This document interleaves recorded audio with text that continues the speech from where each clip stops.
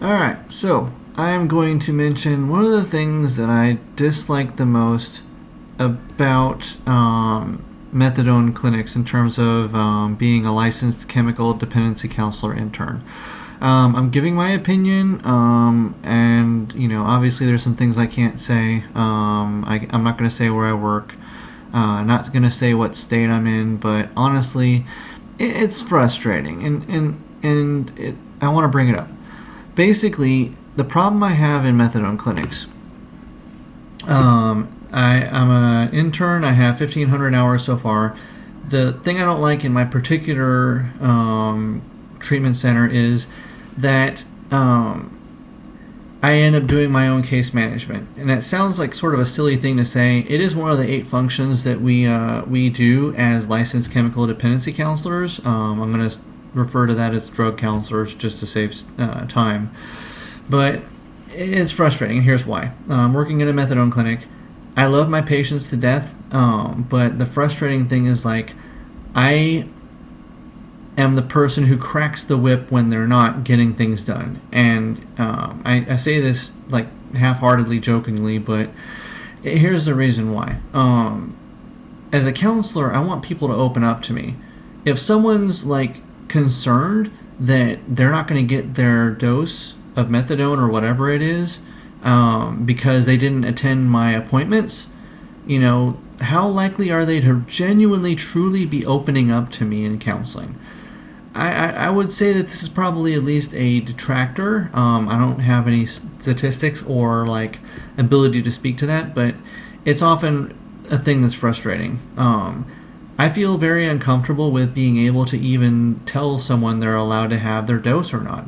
And I'm just a guy with a bachelor's degree. I'm not a doctor.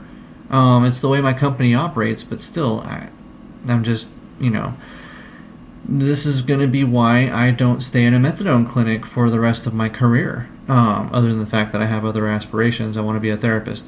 And so it's frustrating because, like, they don't show up to their appointment. My clinic, what it needs is it needs a case manager that's a separate individual, the person that does the whole bad cop thing, right? So that can be the good cop that they want to open up and talk to about, or talk with, right? But I'm running into that, and so it runs into like a whole bunch of problems that are frustrating, right? So that's my rant. I don't like having the ability to say someone gets their dose or not within certain parameters, right? I just don't like that. I want people to be coming to me because they want to talk to me. I'm not saying that mandated treatment doesn't work. I know it does. I know there is proof that it does, but it develops into like the people that come in that have anger management and impulsivity problems, right? They're the ones immediately turned off by being controlled that way. And so what ends up happening is it ends up turning into a dynamic where, and this is mostly their fault, but it is partly the system's fault also, where they end up resisting, going to their stuff, going to their appointments, and so they never make progress. But then they're getting pissed off because like the clinic keeps telling them they can't have their dose because they're not going to their counseling or whatever else, And so it just becomes a vicious circle with some people. I realize that that's mostly in terms of like when you look at the pie chart that has been shown before as to like where the fault lies in someone leaving treatment before they receive benefit.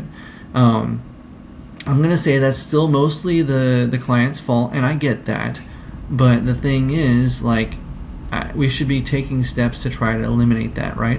It would be better that all of the bad cop stuff, like telling people to get to their appointments, holding them, not necessarily holding them accountable, but the negative aspect of the punishment that comes when they're not responsible, that should be on a certain person. So that's the person that everyone wants to hate, and then the counselor is the person that I want to go talk to because the case manager said I can't do this or that, right?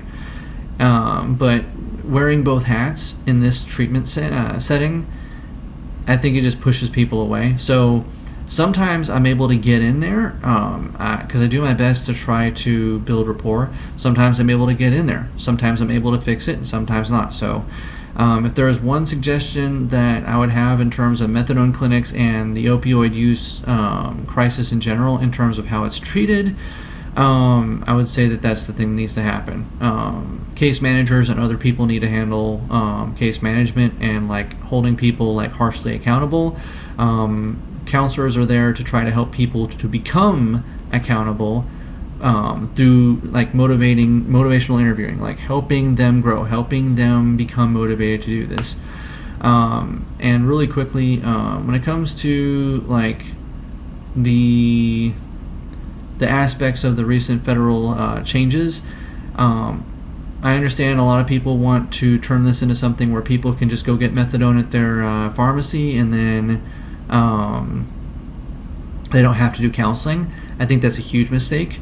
In fact, I've seen it in the sense that there are some patients, every time I've seen a patient that's really good at like dodging counseling and not getting anything significant done in terms of their recovery, they drop out. They stop working. They're still, they're still taking drugs. They're still illicit. I'm not saying that to judge, because like I said, I love my patients. I'd take a bullet for them. I would protect my, if someone came in shooting up my methadone clinic, I would, if necessary, sacrifice my life to get them out. I would like protect the clinic. I know I'm former military, so that's probably just more of a natural thing, but still.